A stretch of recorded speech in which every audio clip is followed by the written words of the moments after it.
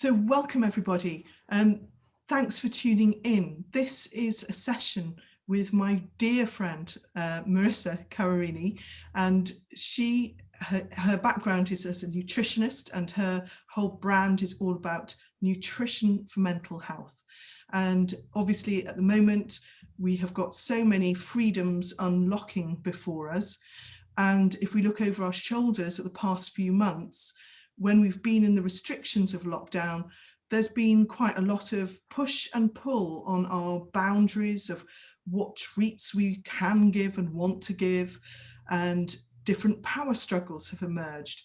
And so when it comes to food and our relationship with food in the home, this is one of the really important planks for wellbeing. So I thought it would be a really nice time to get together with Marissa to talk through kind of insights that we can have as parents at home into how we can think about nutrition, food, family togetherness around food as something that is connected with our mental health in the best possible way.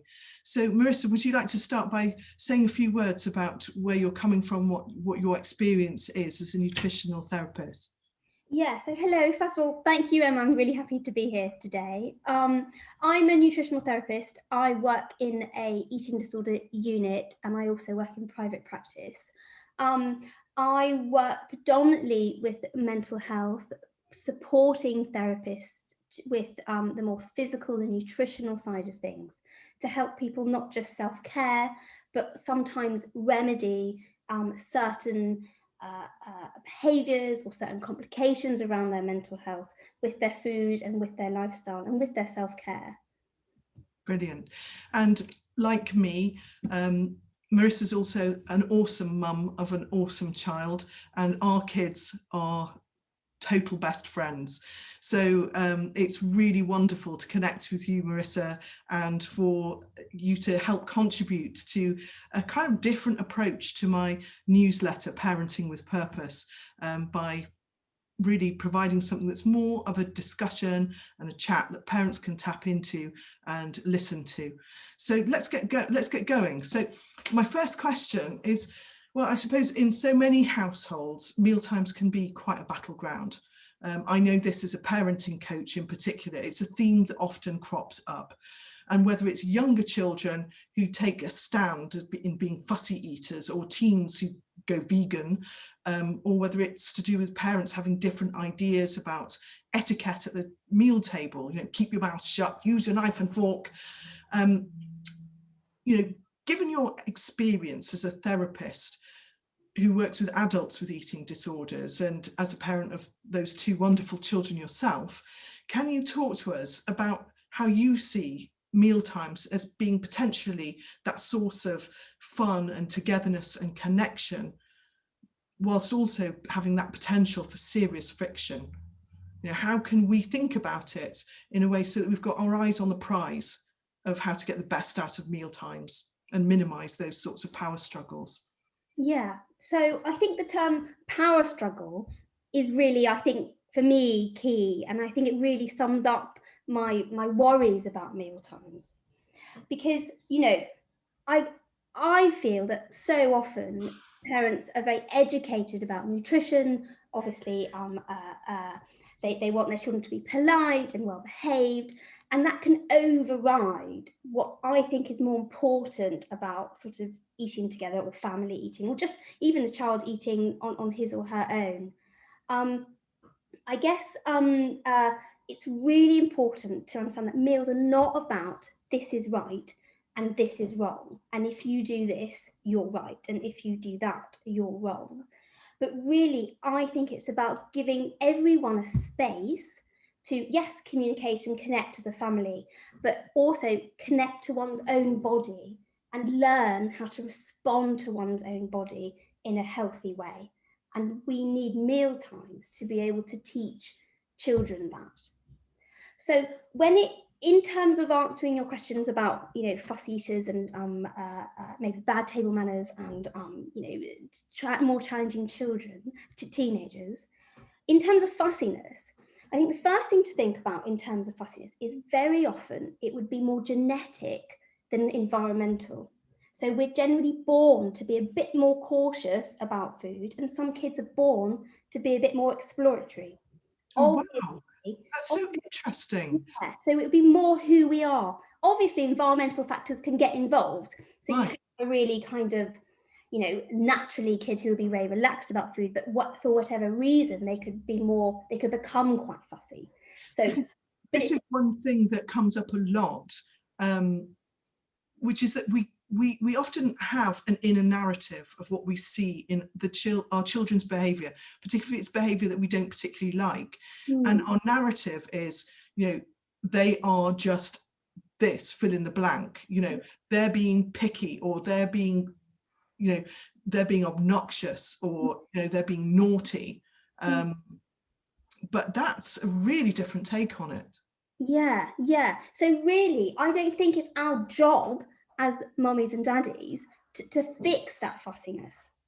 Now, obviously, sometimes fussiness can become really extreme and the dart can become quite unwell, in which case going to the GP and having a discussion would be definitely what I would recommend. But in general, if your kid is picky and fussy, but they're eating roughly a balanced diet, roughly most of the time, then you can't, the more you put pressure and angst and judgment on it, the more they're going to retreat. So in general, I think, you want to be thinking about nourishment. So are they getting roughly what they should be getting, even if it's not from the ideal sources, or they're having, maybe they only eat 2 fruits and 2 vegetables, but at least they're getting their fruits and vegetables in, then it's kind of okay. And then you want to be thinking about nourishment for the long term. Because if you criticize, judge, worry, stress, it's an issue, force, or like pressure, like eat your peas, eat your peas, eat your peas, they're more likely to retreat, but also they're less likely to explore when they're biologically ready to explore. So it's really normal that a kid will be maybe fussy during their early years and even sort of primary school, even beginning of secondary school time. But by the end of secondary school time, you want that kid to be exploring. Yeah. And if they're not, then that might be a sign of more anxiety or worry or stress or whatever, that kind of thing. So really, it's about lots of lovely food, getting kids involved in the kitchen, giving, lots of variety, but also respecting their taste. So if a kid says, I don't like oranges, that's okay. Yeah. If a kid says, I don't like meat, that's okay. How else are they going to get their protein? And then when they're ready, they will be ready to explore, because they wouldn't have felt that anything they've done is wrong. Right. So it's almost like, it's that sort of sense of when you make it more of an issue, the more you pursue, the more they are likely to retreat. Yes. Right. Because suddenly it's a thing. So, if a kid says, I don't like oranges, I like apples, for them, it's like saying, I don't like, I don't know, one video game, I like another video game. It doesn't matter, who cares? But if you make it an issue, suddenly that becomes an anxiety. Suddenly something's wrong. Suddenly they failed. Suddenly they haven't lived up to expectation. So instead of being like, what we want them to do, which is eat the orange, they're more likely to feel panicky and anxious. And how do kids express panic and anxious around food? They don't eat it. Right. So as with many things that I talk about as a parenting coach, the more revved up we get about it, the less strategic we can be. And our priority in a way is to be able to step back and make sure that they're getting enough. They're getting enough of what they need, and we're finding ways to help make that happen and not compound what may be, as you say, actually a genetic switch, a genetic avoidance and risk averseness. We're not making it worse by our own sort of labeling on our own anxieties on top of that. And that's a really interesting theme and a great way to look at that element. Because quite often, fussy, the power struggles between parents and young fussy eaters, that's the beginning of a journey of 1,000 tens of thousands of steps, because how many meals are you going to be having with that young child over the course of their development? So your point is a beautiful one, that actually there's a long game to be had here. Great. Yeah, Okay. absolutely. So what about your teenage vegan who's basically got 2 fingers to everything you're offering? Yeah. So I mean, my first thought is, we have to allow teenagers to be themselves. And if they're starting to express ethical or political, stances on something, or environmental opinions, then we need to give them the freedom to express that. And if that's through their dietary choices, then that is okay. Yeah. Because in the end of the day, it doesn't matter whether, as an example, one is getting one's protein from chicken, or whether one is getting one's protein from cheese and beans, because it all ends up being the same thing once it's all sort of digested and all the rest of it,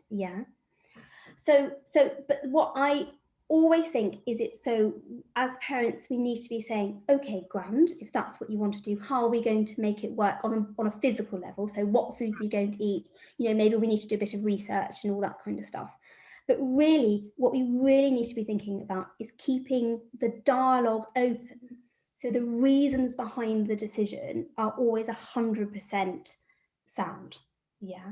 Right. And we need to keep questioning, not in a kind of pestery way, but in a kind of curious way, about why is that a good idea? Does that make sense? And almost like educate me. I would like to know why you think you should do this and not the other. And it's really important to also allow the teenager to change her mind. Mind change. We have a motto in our family: mind changes are a good thing. We need to be checking that what a food ideal isn't becoming a rule, that those rules aren't limiting life in any way. So for instance, if the kid has decided to become vegan and then her friends are having a pizza night, does she somehow feel excluded? Is she losing out on valuable social interaction because of the food? Because that was one of the questions that I had as you were speaking, because in a way one can see that being vegan, there are different ways of going about being vegan. With some teenagers, your model of saying, right, let's talk about the practicalities of how this is going to work. Some teenagers may well roll up their sleeves, get stocks of lentils, pulses, all the things that they need, and take control and exert their agency and autonomy in making beautiful vegan and varied vegan food for themselves. But there are also others who will be, almost like sham vegans. They will not really do that agency part and take responsibility. They will just, have the potatoes, the peas, and not have any of the gravy and the meat, or dairy products that are, they'll have dry pasta with, I don't know, something, I don't know. Probably nothing. Yes. Some olive oil, and eventually, in actual fact, how are you going to make sure that, for instance, the veganism isn't a cover for something that is perhaps more restricted and more about body shaping than actually an ethical or a curious and open decision? So I think I'll say as an aside, how many times have I seen clients who claim that they are vegan for ethical and environmental reasons, but when I would challenge a choice, so for instance, therefore they only buy low fat, low sugar almond milk, and I'm like, well, why don't you have the full fat vanilla soy milk or cashew milk? Then they're like, oh no, well, I don't want that.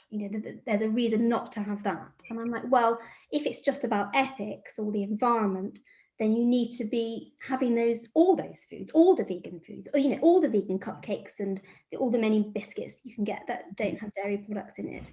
And so it's about keeping an eye on those, what maybe originated as a kind of ethical decision becoming a kind of another type of rule. There's another reason for that. Right. And that's about discussing. So when you go to the shops together and it's time to buy the milk, it's like, what milk should we get? You know, why is that your favorite? You know, what does that taste like? You know, what's that like in cereal, etc.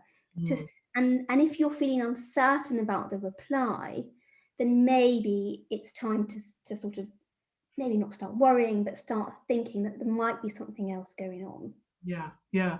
So it is looking out for when their lives are becoming more restricted and their thinking is less flexible about what it is. And it might have started out as being something that is under the umbrella of ethics and principles and, you know, animals and the environment, but is actually morphing into something that is actually quite slavishly low fat, low calorie, you know, that's not, you know, those are the sorts of red flags. And particularly when it really starts to cramp their social life, Yes. be a restriction. So much of our socialization is actually around food, or it has been in the past, and no doubt it will go back to being like that in the future. So those are two really helpful and interesting benchmarks that you've put there. And you know, I certainly would endorse your emphasis on the importance of curiosity and conversation around what's going on. Yeah, lovely. Yeah, can I add one thing, Emma? I also want to say I would also be checking where they're getting their information from, because sometimes I think that one can start off with like really good ethics, and then you Google like a healthy diet for a vegan because you're genuinely curious and you genuinely want to do it well, and you click on a plethora of websites about how to be a vegan in an unwell way, where it is about body sculpting or, you know, changing your body or whatever. And actually that can be really harmful because the information is not scientifically correct. The information has an agenda, and the information is never going to be appropriate for that individual because that individual is an individual. Yeah. No, that's really helpful, really helpful. So the last sort of aspect of the question, which was a multi-layered question that I asked and you've handled so beautifully, was really about, okay, what about the reactivity and power struggles that can emerge during the eating experience, where, for instance, you know, your child is eating like a savage and you just lose your rag? Well, when for young children, part of how they learn about their appetite, you know, their hunger, their fullness cues, is by playing with the food. Yeah. So children, but certainly some children are more tactile than others. So it's not all children, but a lot of children learn about food by actually feeling it. Yeah, making a mess, playing with it. Yeah, and that can continue for actually quite. It doesn't just end sort of nursery time. It can continue throughout the primary school years. Right. And I'm very often being challenged on this, but I think we need to allow children to play with their food.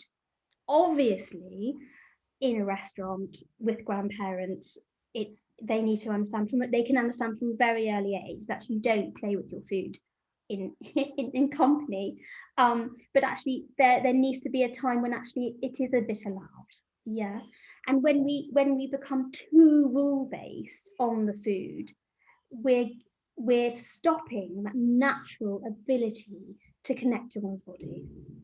And so while I'm the first to be like, well, you know, if we go to a nice restaurant, then you definitely with your knife and fork and you sit up straight and you know all the rest of it. Actually, there needs to be a time for playing around food. Right. And that's all part of, again, that sort of exploration, investigation, and also to do with, is it also to do with that kind of autonomy, that sense of their own, them being more in a driving seat with their relationship with food? Yeah, I don't know that answer to that question specifically, but I wouldn't be surprised because it's their food. Yeah, you know, they are learning what it is. Yeah, and what it does to them. So obviously, just like all things, they're going to want to get involved. Yeah, and not let you be the boss because it's their body and it's their food. And therefore, how does that take us to the sort of sense of, we've all had experiences of being parents out and about in company, in public, and feeling sort of embarrassed, really. Yeah, well, I do feel embarrassed because my children are getting older and sometimes they still play with their food. But I think it's about the expectation being very clear in advance. So we play with our food at this time, or we're allowed to make a mess at this time. But Mhm. at other times we don't, and you don't have to. Yeah. It's a bit like thumb sucking in a way. We can, when they get a bit older, you can suck your thumb when it's sleep time or you're chilling out watching TV, but you don't suck your thumb at school anymore, or while an adult is talking to you. It's about those boundaries being clear at the beginning, and then if they're broken, just like all parenting, then it's clear what's going to happen. Someone's going to have a little word. Okay, that's fantastic. That's really helpful. I want to ask a question on a different tack now, and this is connected with the sort of nutritional information that adults and parents often do dwell on. Speaking of for myself, I'm knocking on 50 years old and my metabolism is changing. My pandemic lifestyle has also led to, kind of the middle age spread, etc. And of course, there are so many different ways in which we can read about ways in which we have the drive to want to change our bodies, particularly as age is looking down that barrel of aging. And we can feel very dissatisfied with our bodies. Certainly I can in my position, but I don't want to pass that on to my daughter who's 11 and still growing, and she can eat what she likes, and there doesn't seem to be puppy fat, whereas I'm not a puppy and I'm getting fat. So there is that situation. How can we be mindful as adults around that and not wanting to infect our children with what seems to be a sort of universal preoccupation with being dissatisfied with our bodies as they are? Yeah, I think that's a really insightful question. I love the parallel between the growing child or the teenage child and the kind of menopausal or premenopausal mummy. And I think that, really we need to stop talking about as if our bodies are something that we can buy from a shop. If I buy this gym membership, if I buy this, I don't know, lifestyle guru's advice, if I buy this supplement, if I do this, then I can change who I am. You might be able to make temporary change, but you can't change who you were born to be. And it's so important that we teach our children that our bodies aren't commodities. We can't buy them. We just have to look after them. And the story needs to end there. Wow, that's powerful. That's really powerful. Mm. Yeah. I mean, I have had various moments when, my daughter has made observations about the differences between our bodies, and feeling that it's really important that I am mindful about modeling what the relationship I want her to have with her body. So, I've often said this in a couple of recent talks, at the swimming baths, in the changing rooms, we're goofing around, and my daughter makes the point that, Mummy, you've got an after wobble. And really feeling at that point, there's a part of my ego that felt quite bruised by that. And like, don't say that, that's so rude, but by some miracle in that moment, just being able to put that to one side and actually take that in the spirit that of the observation was made and go, yeah, I've got an after wobble, and dancing some more and going, I love my jelly, I love my jelly, and just trying to laugh through it. It's really, I suppose it's how we look at ourselves and being aware that our children are looking at us, looking at ourselves too. Yeah, I absolutely agree. And I would add a boring nutritional note to that, in terms of, like, as as premenopausal, menopausal mums, when we mess with our food, we mess with that very challenging time of menopause, and we can potentially make it more difficult, whether that's in terms of physical symptoms, whether that's in terms of how we feel emotionally and all that kind of thing. And the same thing when we mess with that puberty time through our nutrition, we also make it more difficult. Maybe we delay when we get our periods, maybe, but on a very simplified note, if we're not quite eating right, or to our needs, we're more likely to smell, we're more likely to, our hair won't be as thick, all those types of things. We're more likely, what I'm really interested in, we're more likely to feel rubbish, feel sad, feel stressed, feel anxious. And, those things are difficult to manage enough without fiddling with our food for a short-term goal. And so we need to be understanding that during all our lives, all the time, but especially during these delicate times of our life, we need to be nourishing ourselves adequately and responding to our needs. Yeah, I guess parents get hangry too. Yeah, no, indeed, absolutely. I'd like to drill a bit further into this point about dieting, because there are so many different dietary schools of thought around weight loss.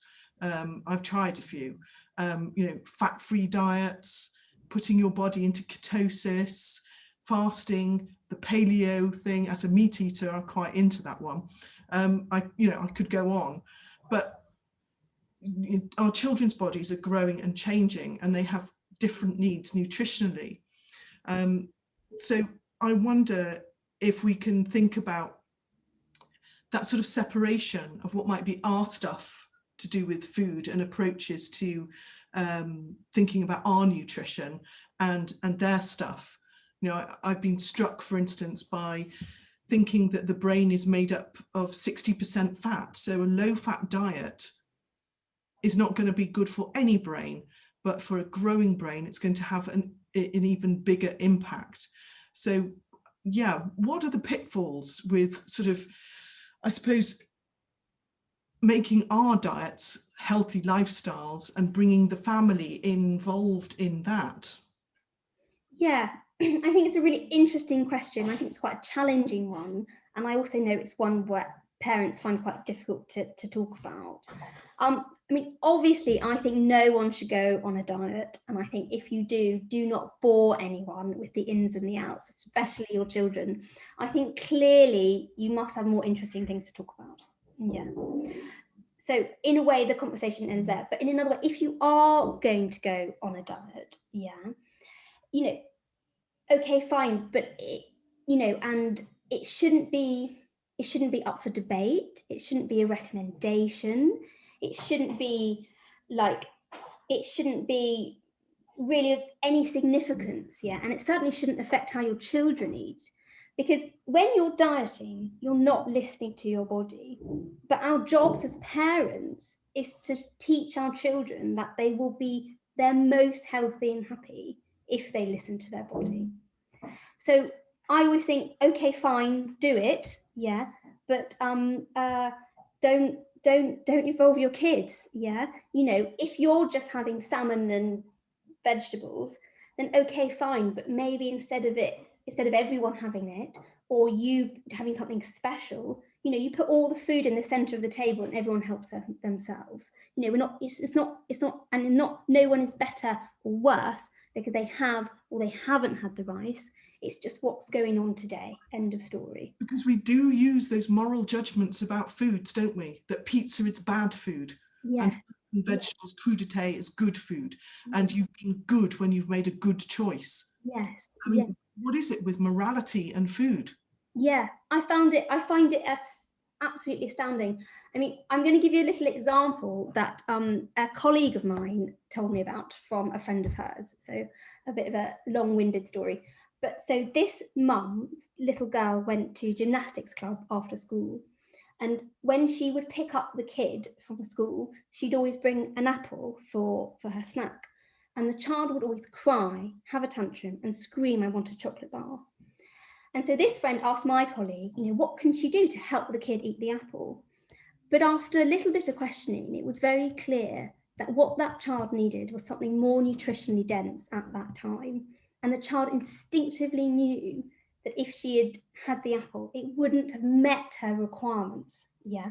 But she was only a kid, so she couldn't really sort of express it. And actually, when the mum started to bring in more nutrient-dense snacks, which sometimes was a little sandwich, sometimes a chocolate bar, there were no more tears. And I think that's what I think that tells us, is that the healthy choice isn't about, it's not the case that only certain foods are a healthy choice. The healthy choice is having what you need at the time. So, for instance, you might, it's astounding to me when parents are like congratulating their child on having carrots at a party or after school, when the child maybe having the biscuits had at that time more intense nutritional needs, and what they're doing is responding to their body. So clearly that's the right thing to do, and it's not better or worse, it just is. And how, in your work with adults with eating disorders, how do you see this sort of mindset around good and bad foods pulling through there? Yeah, well, it's very ingrained, it's very destructive, and it can become so entrenched that the kind of bad foods are avoided to such an extent that the client is very, very, very poorly, whether that's just with nutritional issues, but also, in that their body starts failing them, digestive issues, liver issues, cardiac issues, let alone all the mental health stuff. So, and actually when they start eating, including eating those demonized foods, they repair and they get better. Right. And that just shows again that actually when we give our body what it needs at the time, we're only doing good. And that's the healthy choice. Yeah. So being in touch with your body enables you to think more flexibly about what your needs are, and to be able to regulate both your body and your mood as a result. This is one of the links with mental health, because the more ability we have to be agile in managing our mood and managing our mind, the better. And nutrition is a part of that. Yeah, absolutely, absolutely. On a very simplified note, if we're always having what we don't want or don't need, it's very stressful for the body. And that has consequences in terms of you feeling stressed. Yeah. So quite frequently, in the rise and fall of a young child or a teenager's day, they're going to have the need for some high calorie snack. Yeah, of course, because we need that energy. Right, because an adult might not need that with their sort of sedentary lifestyle. So quite often we demonize snacking between meals, for example, but that's not necessarily appropriate for either the lifestyle or the developmental needs that our developing childs have. Yeah, absolutely, absolutely. I mean, I have never met a child who doesn't snack, and when I have, there's always been an issue. So clearly, we young developing children and teenagers, and even some adults, if that is who they are, need to have snacks. And sometimes an apple is the perfect thing. There's lots of beautiful things about fruits and vegetables. That's all lovely. But sometimes it's something else. And then that just needs to be honoured. And then if you honour it, then it's over and done with. You've consumed it, you've eaten it, you've had a good time, you can get on with your day. And one thing that I just want to say and get your reaction to is, in some elements of my work, I work with groups of safeguarding leads at schools who have made the observation that over the last the last few years in particular, the children coming into school, they have questionnaires to parents about allergies, essentially. That's what the school is looking for. What are their allergies? And what they're getting are huge volumes of lists for, not just on half of the children, but more like 80% of the children, where parents are saying they can't eat this, they can't eat that, they can't eat this, they can't eat that. And these are not allergies.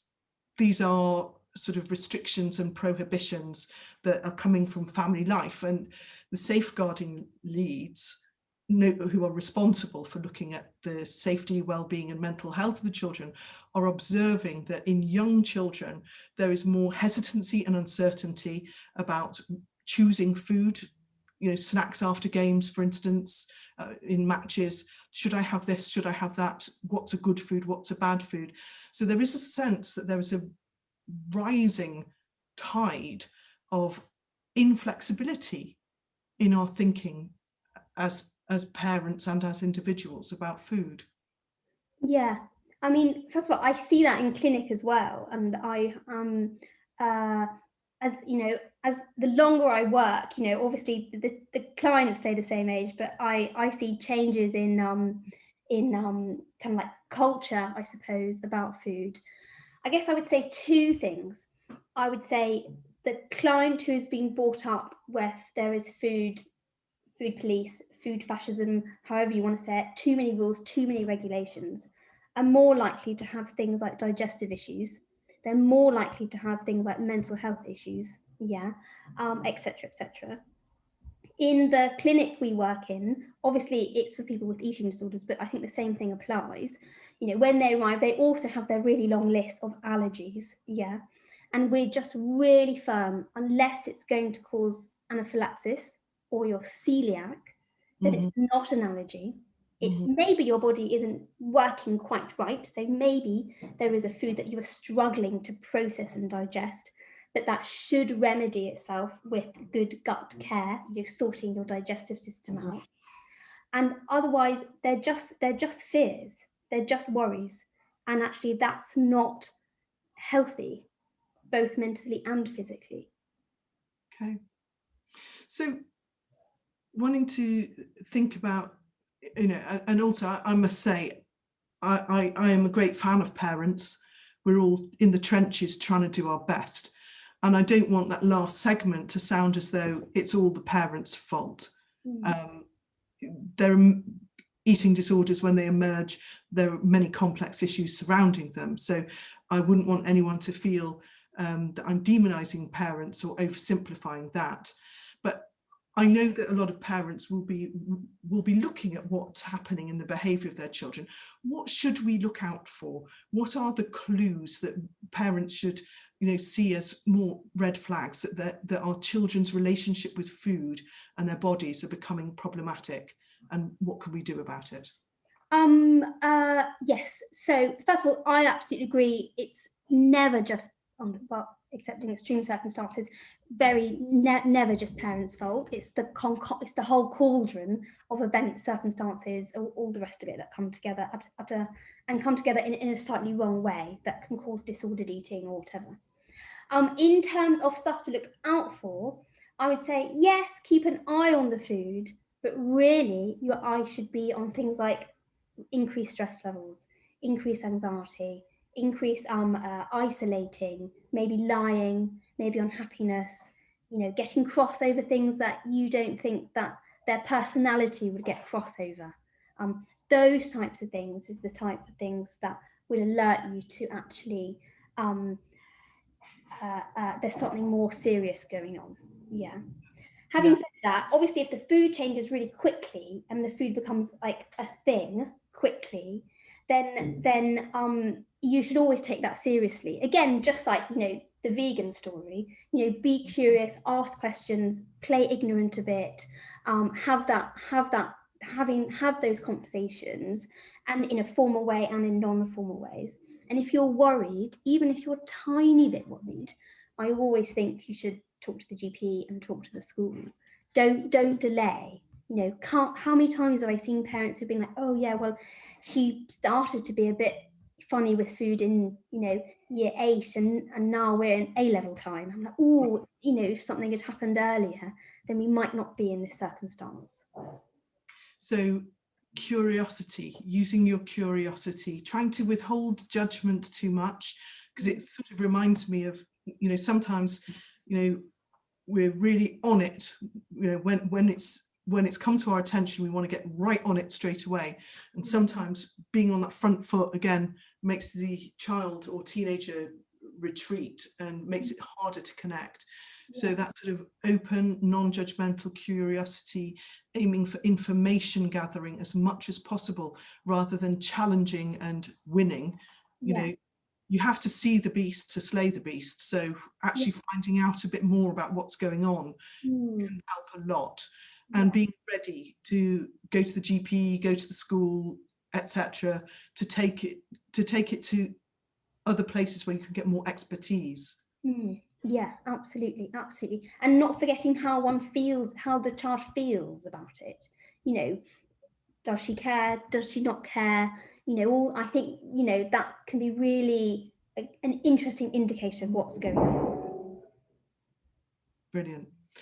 So I want to move towards a finale now, and I'd really like to just sort of end with some real positive advice and think about, from your point of view, from your expertise, which is just it's so enriching to hear you speak. What are the top 3 things that parents can do to promote that healthy relationship with food as their children and teens grow? What can we do?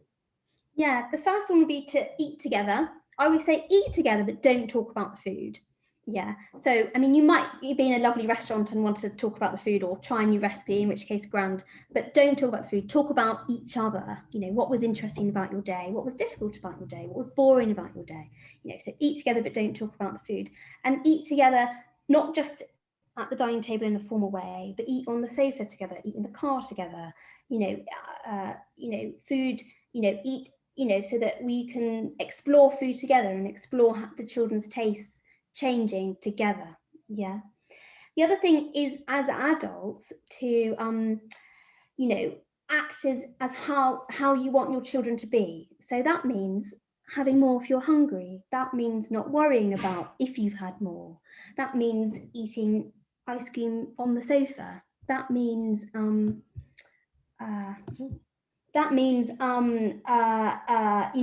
basically responding to your body, but that also means saying I'm full if you're full, or saying no thank you to a slice of cake if you don't want that slice of cake. Yeah. And sometimes you have the salad, sometimes you have fish and chips. You know, what does your body want? You're not afraid to express that. Yeah. And then finally, to always honor what your child is saying. So, if they're full, even if you're like, oh, you hardly ate anything, maybe you want a little question or curiosity about that fullness. But if they're full, they're full. If they want more, they want more. If they don't like this and they like that, then that's all fine. Yeah. So honoring what they say, you don't know better. Your child knows instinctively what she or he needs. Right. That's fantastic. Thank you so much, Marissa. Marissa is all about nutrition for mental health. If people who are watching want to get in touch with more information about what you do, is there a website that they can go to? Yes, so my website is nutritionformentalhealth.co.uk, no surprises there. And it's a bit about what I do there and more about where and how I work. So yeah, feel free to check it out. Fantastic. Thank you so much for taking part in my first Parenting with Purpose video session on nutrition for mental health. Thank you all for watching, and thank you again, Marissa. You've been absolutely awesome. Thanks so much. Bye-bye. Brilliant. Thank you, Emma. Bye.